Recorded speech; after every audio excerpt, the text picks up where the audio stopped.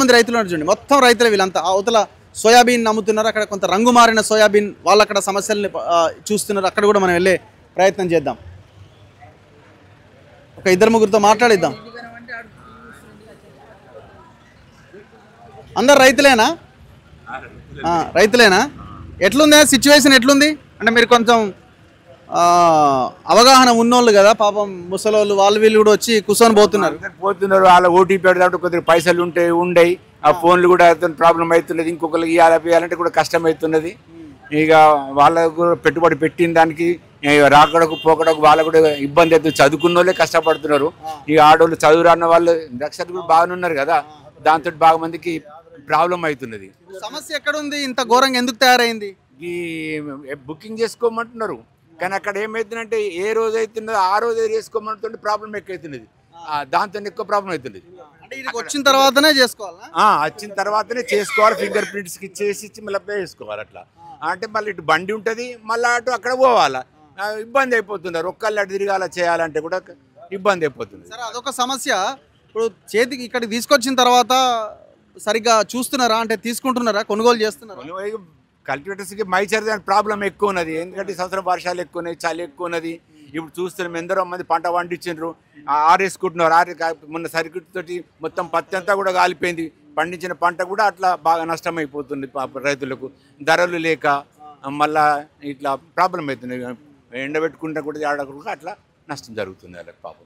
ఎట్లా సమస్యకు పరిష్కారం ఏంటి? గవర్నమెంట్స్ ఎంతవరకు రెస్పాండ్ అవుతున్నాయి, రియాక్ట్ అవుతున్నాయి? ఇక గవర్నమెంట్ రెస్పాండ్ కాకూడలేదు. ఇప్పుడు మన కేటీఆర్ కూడా వచ్చిండు, ప్రతిపక్షాలు కూడా చెప్తున్నారు, శంకర్ కూడా సెంట్రల్ గవర్నమెంట్ కూర్చుంది. సెంట్రల్ గవర్నమెంట్ సేవ ముందు మన అగ్రికల్చర్లో డెవలప్ అవుతున్నాయి, పంటలు పండిస్తున్నారు. ముందు 15 కుంటాలు 12 కుంటాలు ఉండే, 12 కుంటాలు మరి 7 కుంటాలు చేసి ఎంతవరకు కరెక్ట్ అది?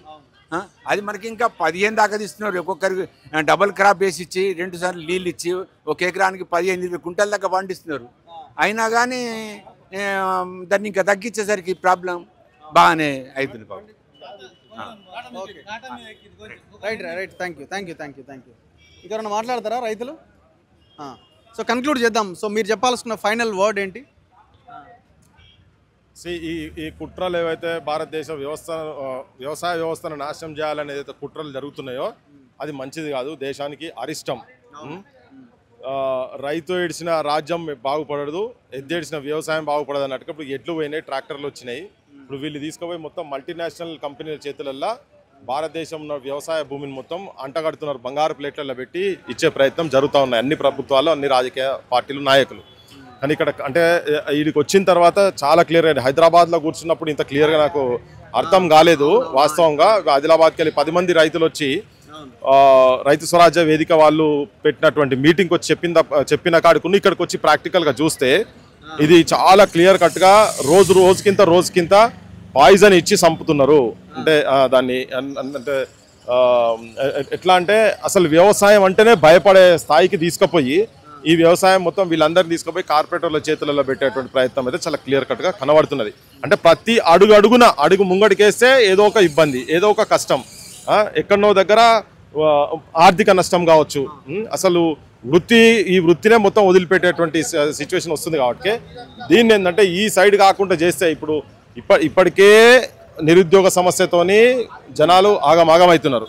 ఆయనతో అరకొర వ్యవసాయం మీద ఆధారపడినటువంటి కుటుంబాలు కూడా నాశనం అయితే ఇక్కడ ఉన్న వాళ్ళందరూ భారతదేశంలో అందరూ కూలి పని చేసుకునేందుకు వేరే దేశాలకు పోవాల్సిన పరిస్థితి వస్తుంది. ఇంకొకటి ఏంటంటే కుట్ర కూడా ఏంటంటే ఇప్పుడు ఇంకో విషయం ఏం తెలుస్తుంది, ఇప్పుడు వీళ్ళు తేమ శాతం 8 నుంచి 12% అంటారు కదా, ఒక్కొక్క దానికి 83 రూపాయలు ఎక్కువ వస్తుందని. కానీ తేమ శాతం 4, 5, 6 నెలలకు గతంలో వీళ్లకు దానికి పర్సంటేజ్ ప్రకారంగా పైసలు రిటర్న్ ఇచ్చేదట.